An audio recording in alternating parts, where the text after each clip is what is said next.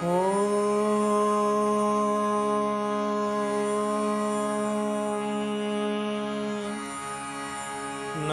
Shriyati-Rajaya Vivekananda-Suraye Satchit-Sukha-Swarupaya Swamine Tapaharine Swamine Tapaharine.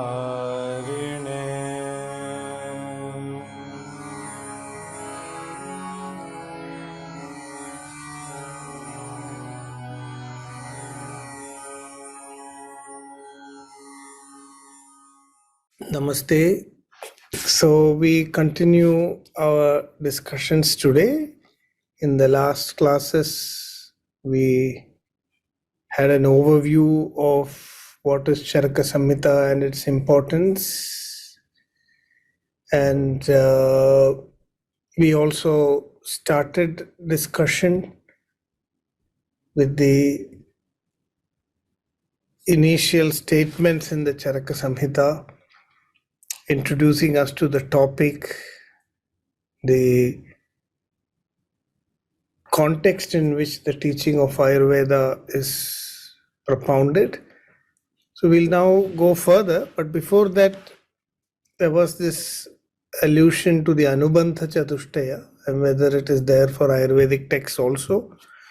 Chakrapani in his comments talk about it. This is usually, not mentioned in the text as such, but this is inferred. And during the study of the texts, the Anubandha Chatushtaya is discussed in Ayurveda also. So who is the Adhikari? And Adhikari Bhedas are also discussed.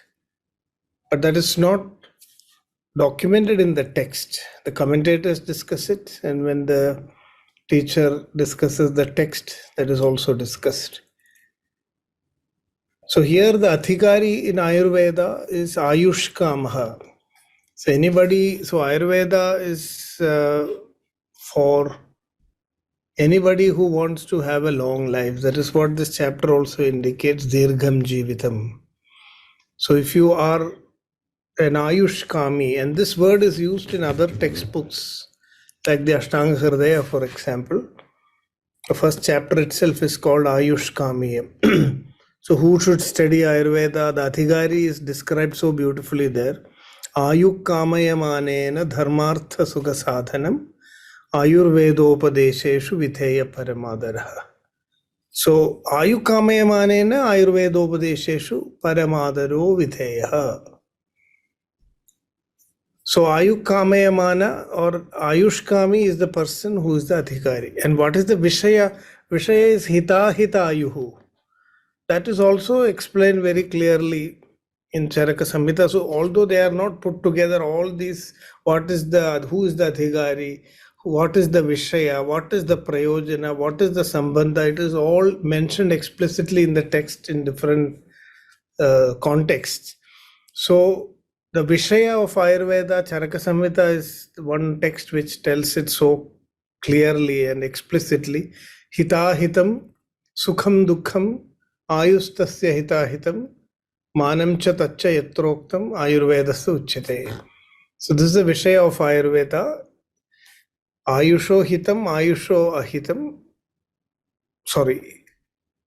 Hitam ayu, ahitam ayu, sukham ayu, dukkham ayu. Ayusha hitam, ayusha hitam, ayusho manam. So these are the Vishaya of the text. And what is the Prayojanam? Dhatu Samya Kriya Chokta Tantrasyasya Prayojanam. The purpose of this Shastra is Dhatu Samyam. So you are able to maintain the equilibrium or balance of the body constituents. By achieving the balance of the body constituents, that you achieve Hitam Ayuhu. You get Dirgham Jivitam. So this is the overall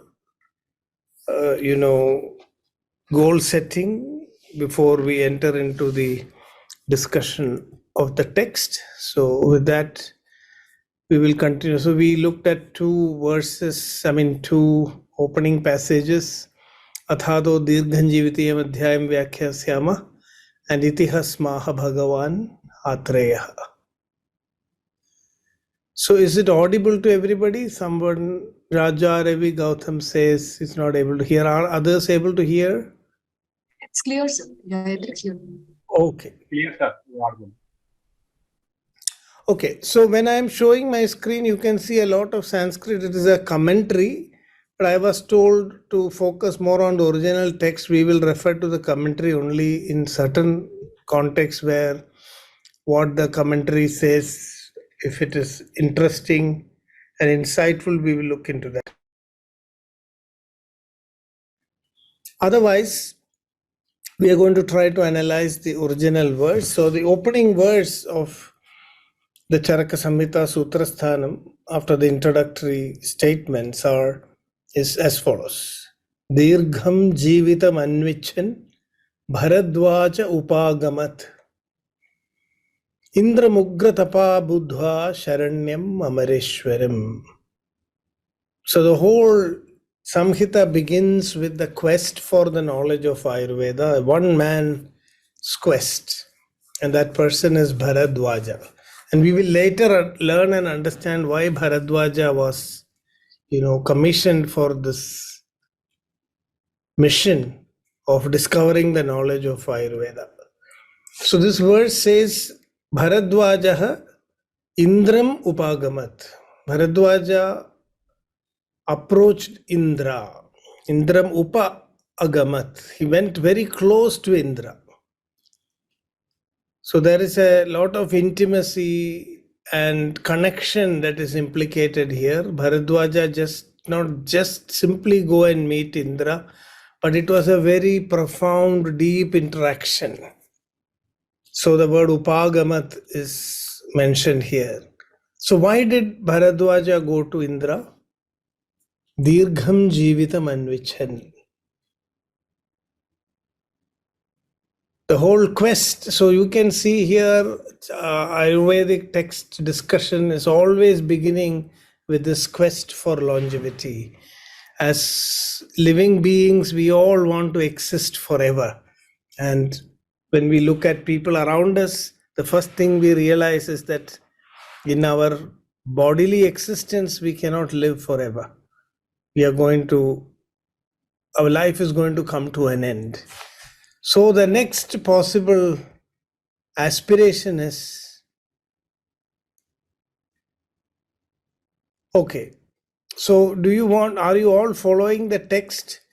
If so, then I don't need to show the text. What do you feel? Because the link. It's better to have the text. Huh? It's better to have the text on screen. Okay. Some people commented that it's better to turn off the commentary. I cannot turn off the commentary alone. So you can just focus on the text. The commentary, we are not going to read. This is not a reading of the commentary. Commentary is to be read in the second level, after you have got a preliminary understanding of the text. Okay, so I'll retain the screen share.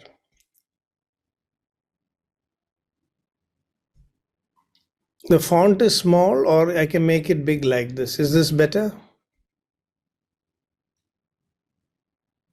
Is it more big? Yeah. So, Dirgham Jividam Anvichan Bharadwaja Upagamat. So, Bharadwaja, for getting all knowledge, we need to approach an expert. So, there is a lot of discussion here how the best student. Okay, fine. Correct, thank you. So I have now put only thank you for pointing that out. We have only the Mula Shloka now being displayed.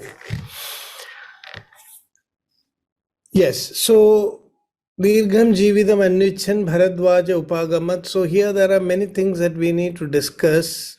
Here is an aspirant who is going to a particular individual to get this knowledge. So what is the criteria to decide? Because this is not just for his personal sake, it is for the whole of humanity. Yes, Bharadwaja has been commissioned. That point will come a little later. So the best person with the best capability to discover this knowledge, knowledge is discovered for the benefit. Lokanugraha pravurto shastravadaha. What is the purpose of acquiring knowledge? It is not just for personal benefit. It's for the benefit of all. So Bharadwaja has been commissioned to discover the knowledge of Ayurveda so that the secrets of how to achieve a long life, to how to achieve longevity, can be revealed to the whole of humanity.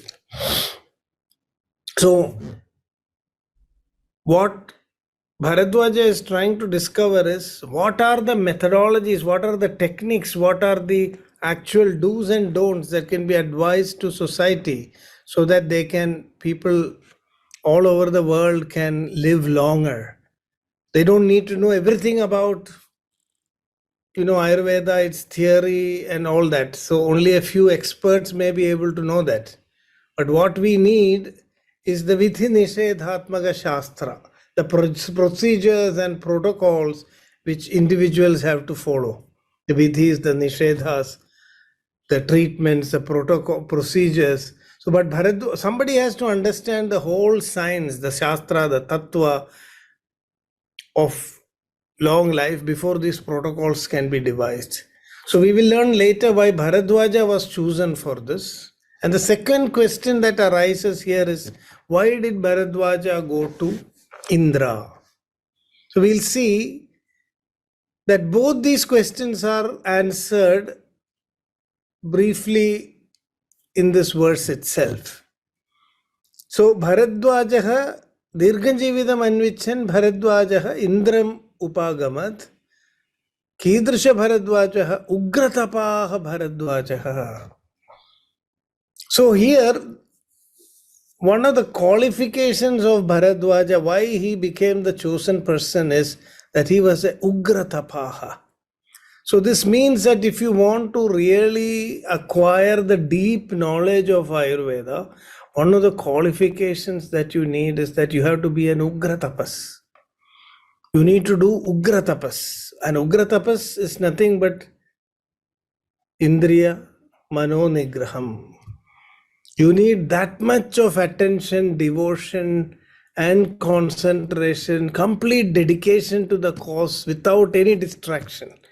So if our minds are getting distracted by the Vishayas, that much time and engagement will be lost. Ayurveda needs that kind of Shraddha. Shraddhavan labhate jnanam. And that tapas here is not simply standing on one leg for years or, standing on your head in Shirshasana. That is not the kind of tapas that is indicated here. Where is your mind and sense organs? Are they in your control? Are you able to keep your mind fully focused on the Vishaya of Ayurveda? So Bharadwaja was chosen amongst all the rishis because he has this qualification, Ugratapaha. And then comes, why was Indra chosen? So this Indra is also given a qualification here. Indra is Sharanyam. He's a Sharanya. Indra is ready to receive and give refuge to the seeker of this knowledge. So the effort is taken to reach out to an individual who will be willing, who is compassionate, and who is ready to share this knowledge to Bharadwaja. So you can see this verse is very brief, but is very logical and structured. Bharadwaja, on behalf of the whole of humanity. Important. Yeah. কোন দিক দিয়ে important? Excuse me, I can see that some of you are unmuted. I would request you to please mute your mics because it creates some disturbance. Thank you.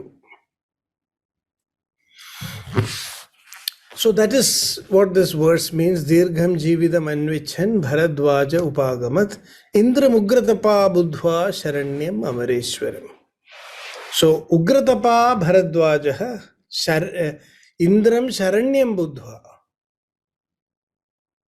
amareshwaram indram sharanyam buddhva upagamat. So it's very clear that when you want to acquire a very profound knowledge like that of Ayurveda, there has to be a lot of preparation on part of the seeker. And also we must make sure we are approaching a person who is willing to, capable of transmitting this knowledge to us. So that is what is indicated in this verse. And then comes the question, Dirgham Jivitam. What do you mean by Dirgham Jivitam? So there is a lopa here. It is Dirghakalam Jivitam. So that kala is understood. How do you mean by Dirghakalam? That question also arises here. So this is explained in the text. So there are some Tantra yuktis like Anagada Vekshana. And we have to do an Anagada Vekshana. And in other, not only in Ayurveda, but in other Shastras also, it has been told very clearly that Kali Yuge Shatayuhu. So this Dirgha Jividam, we need a very, very clear goal. How long can I really live? So in Kali Yugam, it is 100 years. But then there is a whole discussion that depending on your previous karma, you may be a Niyata Ayuhu or an Aniyata Ayuhu. So if you are a Niyata Ayuhu, means your lifespan is already decided by your past karma, then whatever effort you take, you may still not be able to achieve it. So that question is also asked. Is this Dirghan Jividam, you have discovered this secret of a long life, will everybody benefit out of this? It is seen that even people who take the utmost efforts to prolong their life, they are dying. Even today we can see, in spite of all the technologies that are available, life expectancy on the average seems to have increased. But if you take at individual lives, a lot of people don't achieve. Even now after COVID, very young people are dying of cardiac arrest. So to what extent will this new knowledge help humanity? So that question is also discussed. Even though not here directly, I am doing a little bit of Anagada Vekshana in another chapter called Janavadodhamsaniyam. This is discussed. So the goal here is Kala Mrityu. I had implicated this in the previous class itself, that the goal of Ayurveda is to ensure that if Mrityu has to happen, then it has to be Kala Mrityu. But Akala Mrityu should be avoided. So the whole goal is to avoid Akala Mrityu so that every human being will live to his full span of life. This is there, this whole aspiration is coming from the Vedic tradition. Om Bhadram Garnepi Shrniyama Deva Bhadram Pashyema Akshaver Yajatra Sthirairange Stushtu Vagam Sasthanubi Vyashema Deva Hidam Yadayuhu. So that this aspiration in Ayurveda, it's not just coming from Ayurveda, it is coming from the whole Vedic tradition. Pashyema Sharadashatam, Jivema Sharadashatam. So it is that same concept that is implicated here. And Ayurveda is just becoming a tool to achieve this Vedic ideal of a full Purushayus. So that, because we today live our lives struggling to survive, struggling to live, and we are not able to make use of that life to achieve the higher goals for which we are born in the first place. So we die struggling to live. We don't live struggling to reach a higher goal.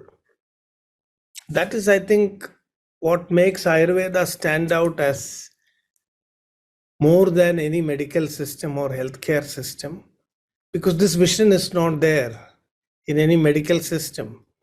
That our goal is not just to struggle to live, but to live and struggle for a higher aspiration, for a higher spiritual goal, and to make us capable of pursuing that higher spiritual goal. That is the purpose of Ayurveda. It is not just to cure a disease. Even the word aushadham, if you analyze it, it's a bit difficult to derive this from Sanskrit.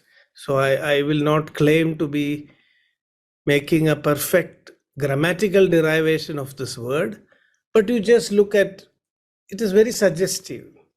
If you look at the word aushadha, it is made of osha, oshadhi, it is coming from oshadhi, oshadheridam aushadham. So what is oshadhi? Osho nama rasasosyam dhiyate yattadoshadhi. So that dhi is actually for dhiyate, but if you break that word into oshaha plus dhihi, again, I'm not claiming this to be a grammatically correct interpretation, but if you look at what aushadha actually does in the body, this meaning is very interesting. Osho nama rasa. Osha is burning transformation that happens in our rasa dhatu. Our rasa dhatu is continuously transforming. It is burning. It's a very volatile, chemically active, solution. The essence of our digested food. And through this chemical reaction, what is happening? Dhihi, or a higher intelligence, is being awakened. Today we know that there are what is called as the neurochemicals of happiness, including the bliss molecule, which is called by a Sanskrit name Anandamide. You have serotonin. All these things, your state of your brain is influenced by the reactions, the changes that happen in the rasa dhatu. Rasa rakta samjnavaha srotasas are interlinked.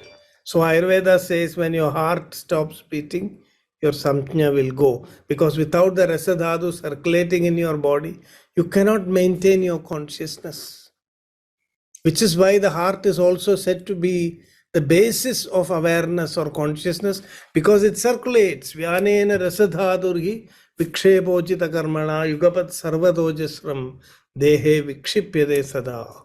Hrido reso nissaradi tasmad edi cha sarvada sirabir hridayam vedi tasmad hrit prabhava siraha. So it is this rasadhadu, this transformation. So let my food become pure. Ahara shuddhau sattva shuddhi. Sattva shuddhau dhruva smriti. Smriti labhe sarva granthinam vipramoksha. This is the same idea that is there in Ayurveda. That if you transform the quality of your rasadhatu, then you will awaken a higher consciousness. So Caraka-Saṁhitā tells in a different place, Na kevalam dirghamihayurashnute. The purpose is not just to get long life. Na kevalam dirghamihayurashnute. The one who follows these practices to prolong life, he does not, or he or she does not just get a long life. Rasayanam yo vidhivan nishevate. Na kevalam dirghamihayurashnute. Rasayanam yo vidhivan nishevate. Gatim sa devarshi nishevitam shubham prapadyade brahma tathaidi chakshe. So what will happen to a person who follows the Ayurvedic way of living? They don't become long-living monsters troubling the earth and people. No, that is not the purpose. Gatim sa devarshi nishevitam. Devarshi nishevitam gatim prapadyade. They will attain the fate, the great fate of devas and rishis. And where will they reach? Akshayam Brahma Prapadyate. They reach the state of identity with Brahman.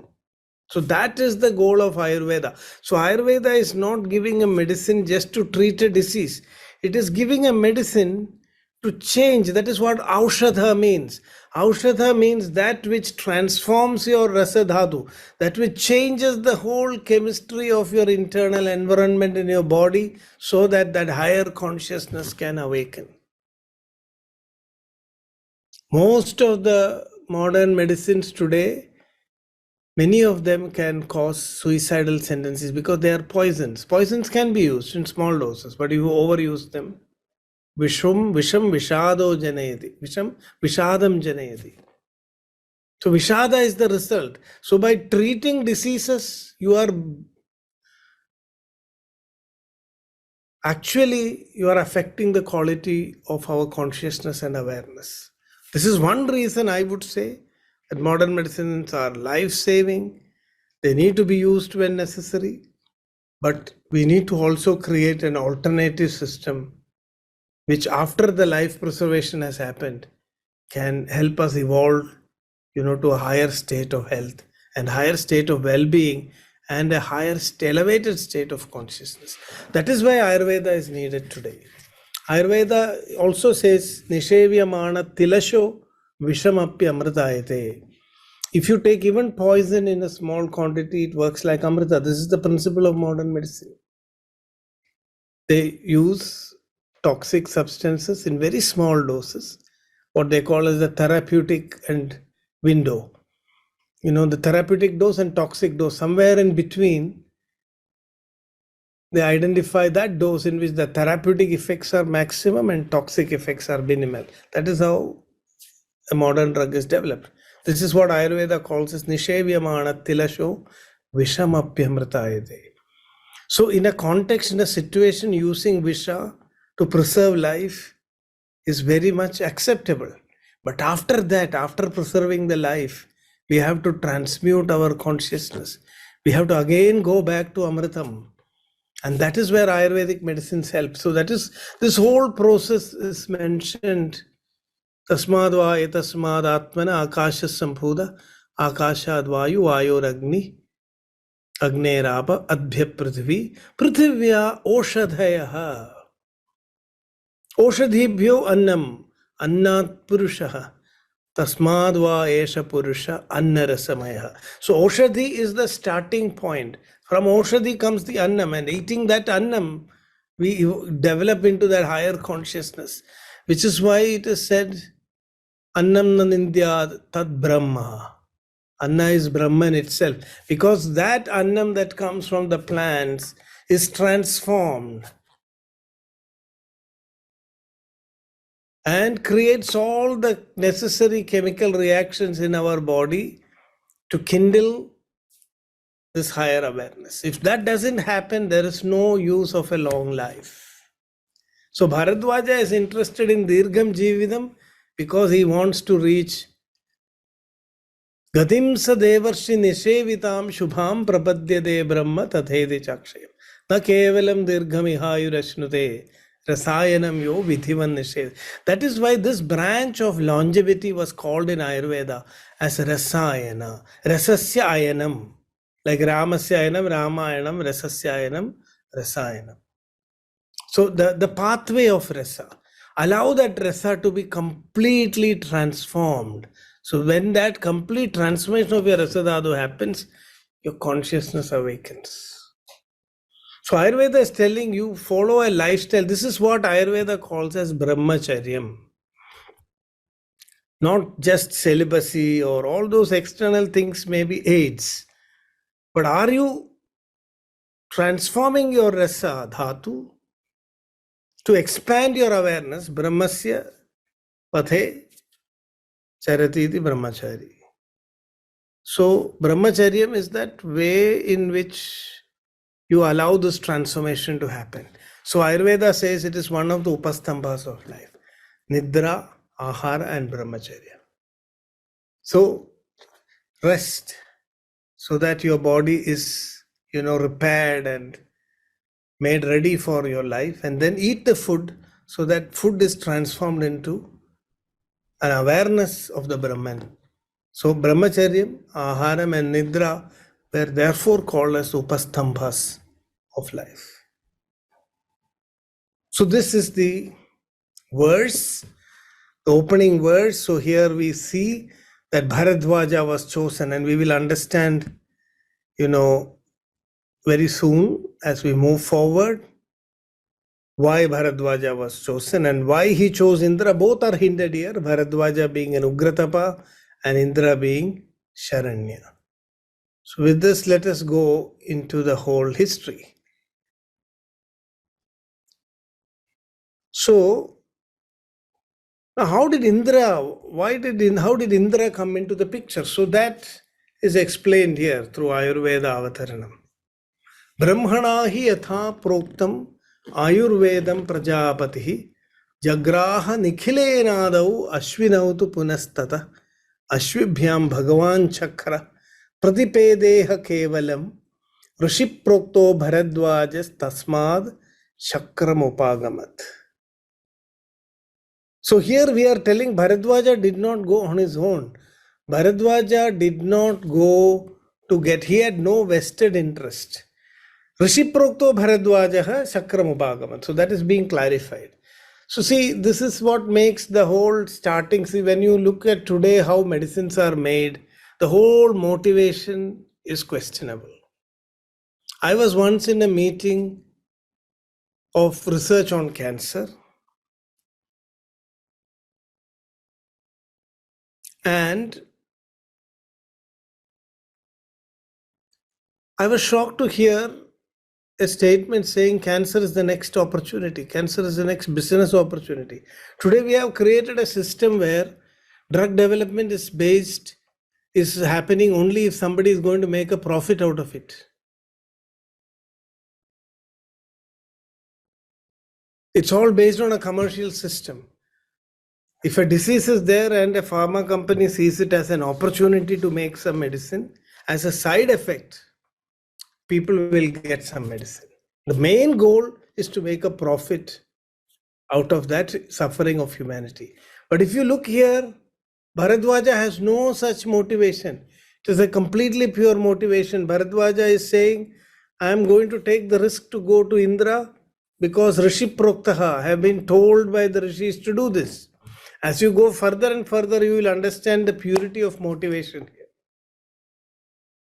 So Bharadwaja is just following an instruction. It is a mission for him to develop this knowledge. Health should be, a birthright. We must create a society in where certain things are, made available out of humanitarian considerations. And that is what Ayurveda, Natmartham napi kamartham atha bhuta dayam prati. Caraka-Saṁhitā says, it's not Atmartham, napi kamartham. There is nothing in which I want to gain, not to fulfill my kamas, not to make a lot of money that Bharadwaja is doing this. So the text is very, very careful to show that intent of purity. And it says that the knowledge of Ayurveda will be fully revealed to us only if we approach it with that kind of purity of intention. Today the knowledge of Ayurveda is lost.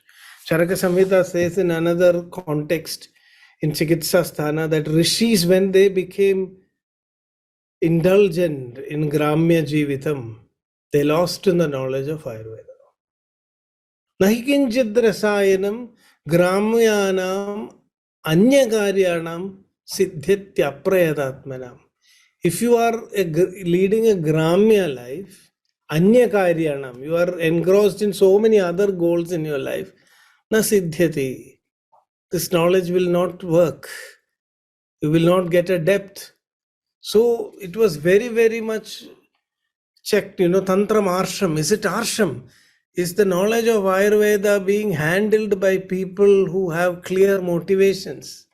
Otherwise, you will not get the full benefits. So in my humble opinion and with my experience, I have realized over the years that even why I am not able to get into the depths of Ayurveda perhaps is because of this lack of these qualities, the Ugratapatva. the purity of intention, bhutadaya. Ayurveda, the knowledge of Ayurveda can be invoked and evoked only when these sentiments, these aspirations come in our minds, deep from our hearts. And so the Ayurveda Avatarana, the context in which Ayurveda was discovered, is explained here. So are you able to hear? Somebody said it's clear and someone... Yes, sir, it is clear. Okay, okay. So how did Indra get this? So a long story has to be explained. Brahmana hi yatha proktam ayurvedam prajapati jagraha nikhilenadau ashvinau tu punastata ashvibhyam bhagavan chakra pradipedeha kevalam. So very important messages are conveyed here. Brahma was the first person to propound the knowledge of Ayurveda, and it was grasped exactly. There was no loss in transmission. So this is also indicating that a parampara should make sure that there is no loss in transmission. So we are here having a lineage of an unbroken tradition where up to Indra you can see there has been a lossless transmission. And that is emphasized. Indra is approachable, Brahma is not approachable. So we may ask, why did not Bharadwaja go to Brahma or Prajapati or the Ashwinis? Why did he go to Indra? So to indicate that going to Indra is in no way inferior to going to Brahma, Yatha Proktam Prajapati Jagraha, Nikhilena, without missing it, anything. Ashwinauvi, Punastataha. They have also Nikhilena, Jagraha Prajapati, Ashwinautu Punastataha. Also in a similar way, the Ashwinis grasped it. Ashvibhyam Bhagavan Chakra. From Ashwinis, Indra learnt it. Pratipedeha Kevalam. And in its entirety, Indra also grasped it. So because Indra has also received it as a lossless transmission, there is nothing to worry about not reaching out to the previous teachers. That is one reason. But there is also a lot of symbolism here that I will explain later. First, let us look at the literal meanings. Who is Brahma? What is the meaning of these devatas here? Ashvibhyam Bhagavan Chakraha Pratipedeha Kevalam Rishi Prokto Bharadwajas Tasmad Chakram Upagamat. So, one peculiarity of Indra here is that, see, Indra is waiting for a Shishya. Because Indra has not, the only person in this lineage who has not transmitted the knowledge to somebody else. There is a Rinam. If I receive knowledge from somebody and if I don't transmit it to somebody else, then that debt remains.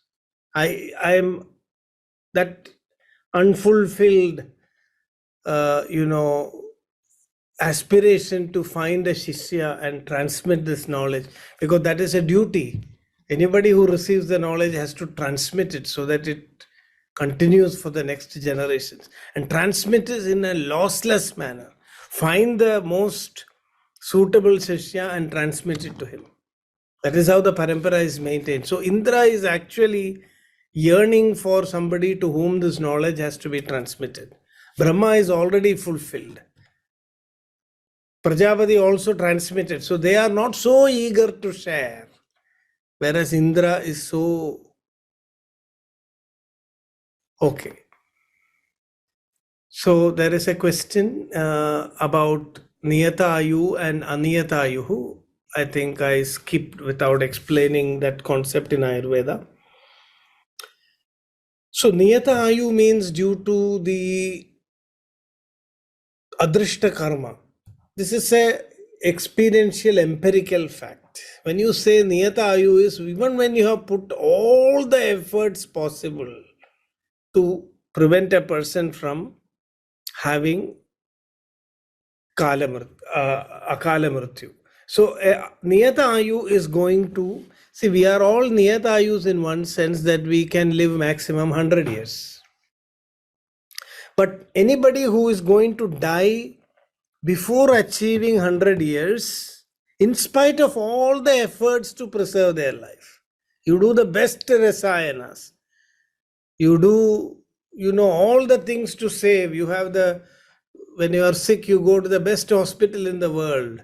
You have cardiologists, specialists around you, all the best medicines are available, but still something happens and you die. So when Paurusham is not able to prevent an untimely death, such instances we called as Niyatayu.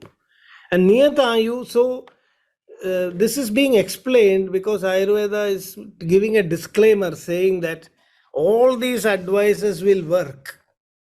Yadi nasti daivam.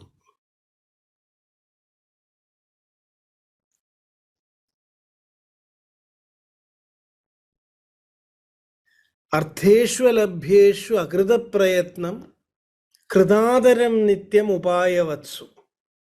Jitendriyam nanu tapandi rogaha tatkala yuktam yadi nasti daivam.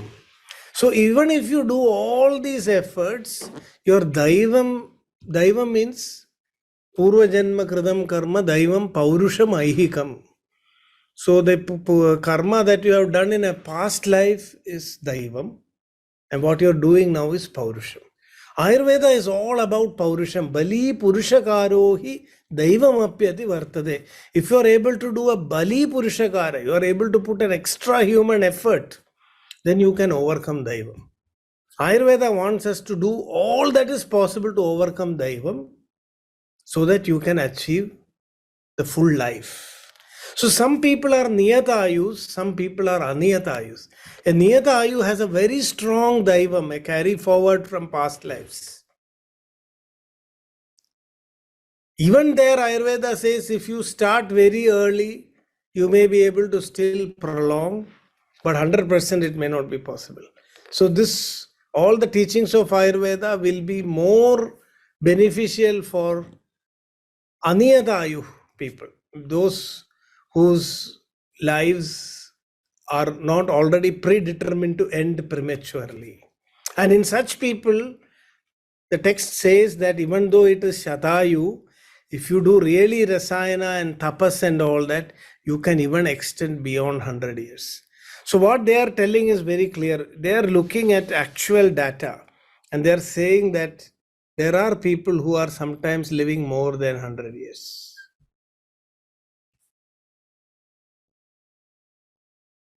There are some people who, whatever they do, they cannot reach that 100 years. So how do we explain this? So it's an empirical fact. And there are people who, even though they had severe diseases and other problems, by putting in efforts, they have been able to extend it. So the message of Ayurveda is that everybody should aspire for a longer life and use that longer life to transform their consciousness to reach this higher state of Brahman. That is the whole purpose of Ayurveda. So if the karma of the previous daivam is very strong, then you need very strong purushakara to overcome that. If it is a niyata karma, then even purushakara cannot overcome it. So the karma could be dridha, and adridha. Adridha karma can be easily overcome by paurusha in our present life. Dridha with a little extra effort. A dridha karma, it may not be possible to overcome it. We may be able to extend a person's life by maybe few days. Ventilator is there and that other things are there. So maybe weeks or months it may get extended, but there is no reversal. So there also Purushakara works. That Purushakara we can see through the modern technologies. We are not allowing people to die now, but they never come back. You are prolonging their lives because of the Purushakara of ventilator, oxygen, all these devices, we may be able to make them live for some more weeks or days, but there is no meaning. And many people, after a while, they decide to take off the ventilator and the person dies.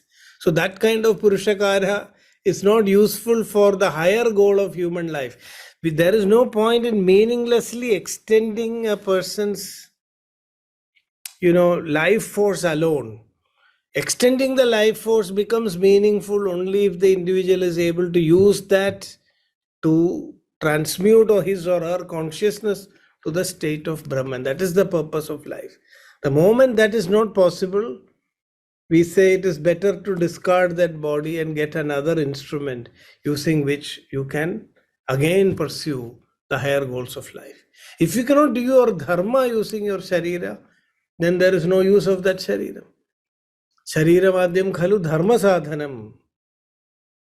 As long as the sharira is capable to help you execute your dharma, then there is some benefit. So keeping the shariram in a state through which,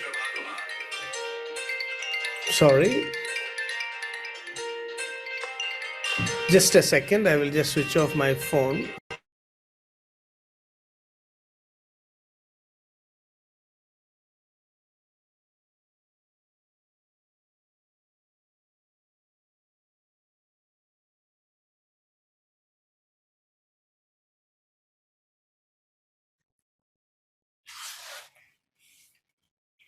I'm sorry for that interruption. So this is the concept of niyatayu and aniyatayu. So the goal of Ayurveda is to help us achieve a complete way of life through which not only we achieve longevity, but also use that long life to achieve the higher, realization of a higher consciousness. And Ayurveda says the best time to overcome Daivam is at the childhood stage itself, when the karma is not really completely manifested. So if you can work on the individual,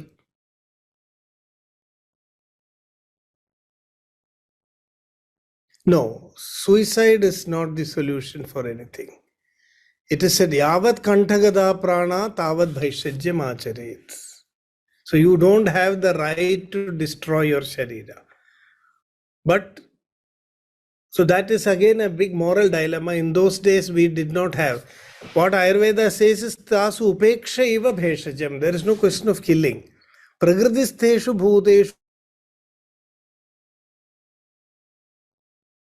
When a person becomes extremely sick and is in the process of dying, the Vaidya is told to allow that person to die and not to do extraordinary efforts to preserve his life. There is something called as prarabdha. So some amount of suffering of a disease the individual is going through, in spite of doing all the treatments, if still there is some suffering, then Ayurveda says titiksha, to accept it as suffering. Killing or ending one's own life is never accepted anywhere, but accepting death is accepted. Upeksheva bheshajam. Don't do any treatment for a person who is dying. Adharvinir angirasi daivi manushyaja uda oshadhaya prajayande yadatvam prana jinvasi. When prana is there in the body, then only any treatment will work. So when prana has itself decided to go, the Vaidya cannot do anything. The Vaidya is otherwise called as Pranabhisara. He is a friend of prana.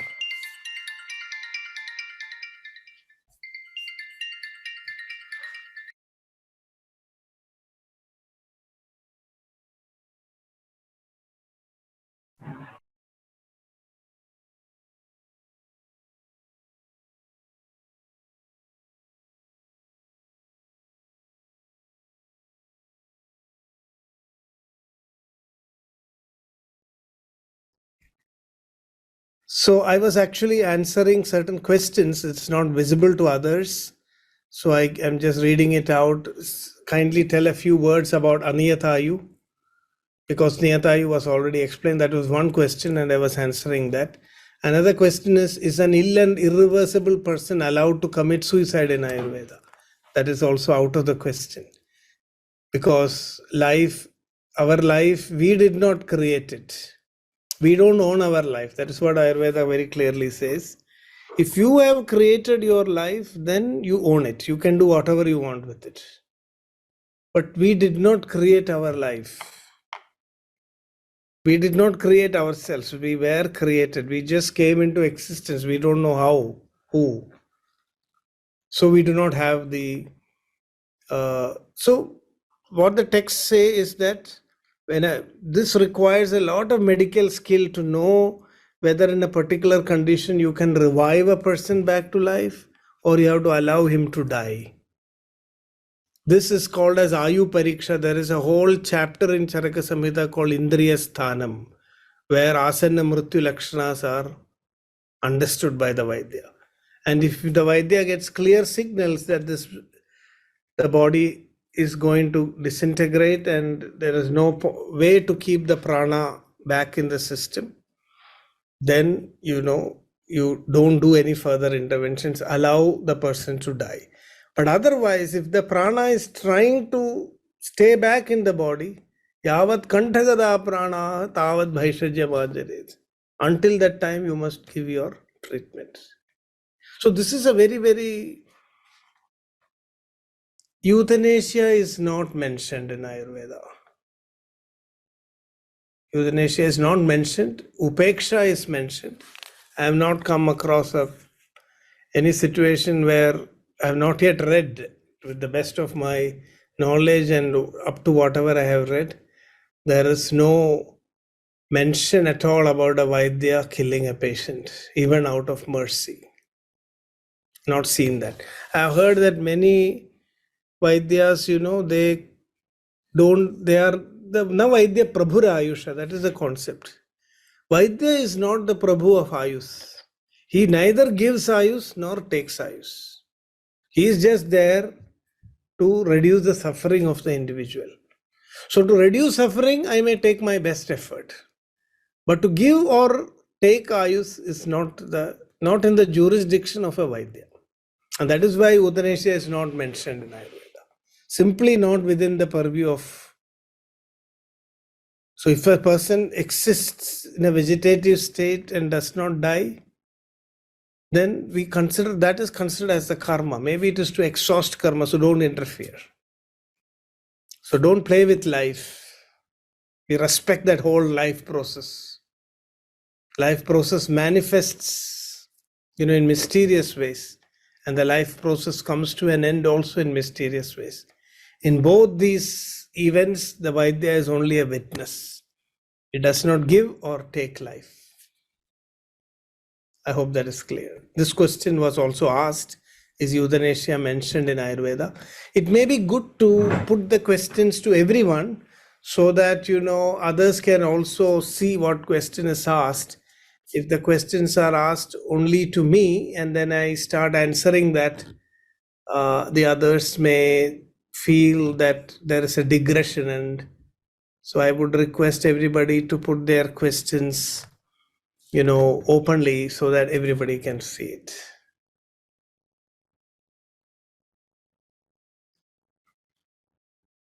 So this is the whole context. These verses also take us very deep into the whole situation. Now, who is Brahma? Who is Prajapati? Who are the Ashwinis? Who is Indra? They are all very symbolic. All these devatas are in our own minds. Caraka-Saṁhitā says Indra is our ahankara itself. So what does it mean when you say that Bharadwaja has approached Indra? He's not going to heaven in a plane and landing there and meeting Indra. Indra is in our own mind. Bharadwaja has just elevated his consciousness. So Indra means, the word Indra comes from the root Indratjnane. Indriya also comes from that. So Indra is nothing. Indriya is our manas is also an Indriya. If you look at it very deeply, our own elevated mind is Indra. Indra is Amareshwara. He is the king of our sense organs and mind. So the Devaloka is in our mind. And that is where Indra is. So what is alluded here is that Indra is also called as Sahasraksha, he who has 1,000 eyes. So now I am having only 2 eyes. I can see only very less things. If I were to use an electron microscope, which is 1000x, then I can see 1000 times better.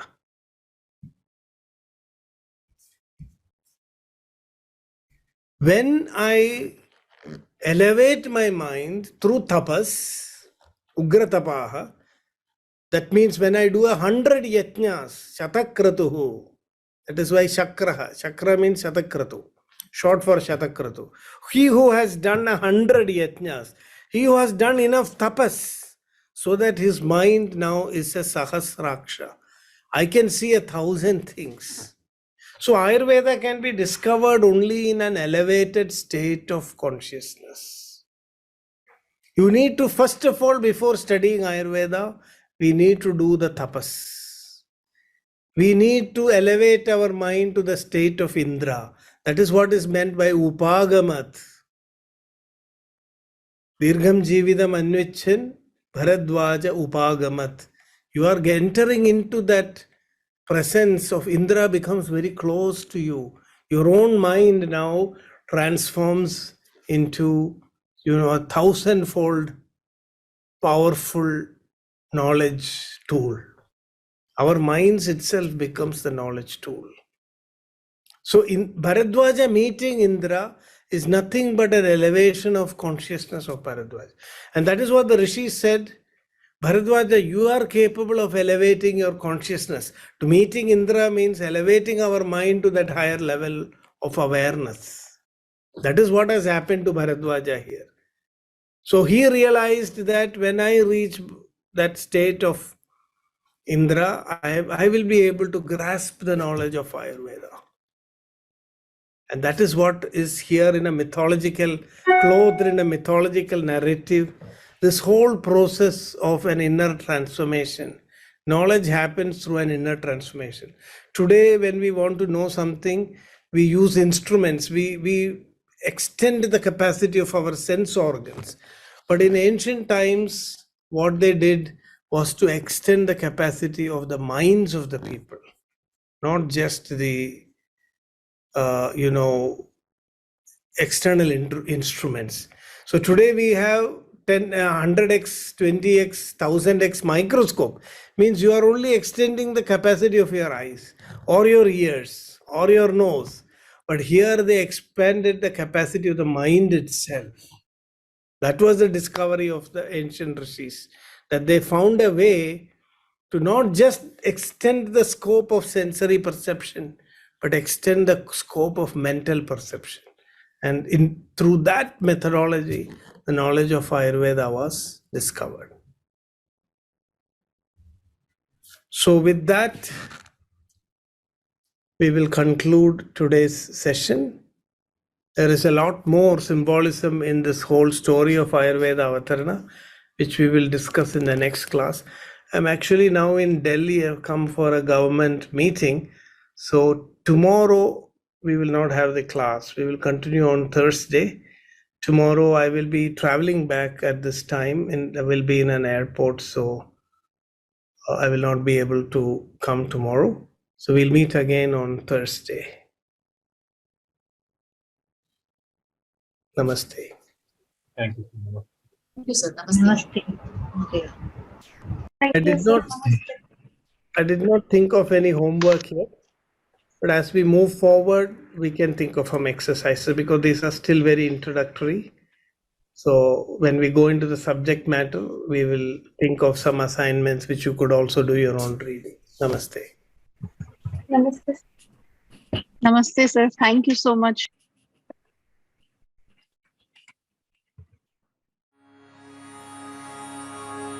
Oh.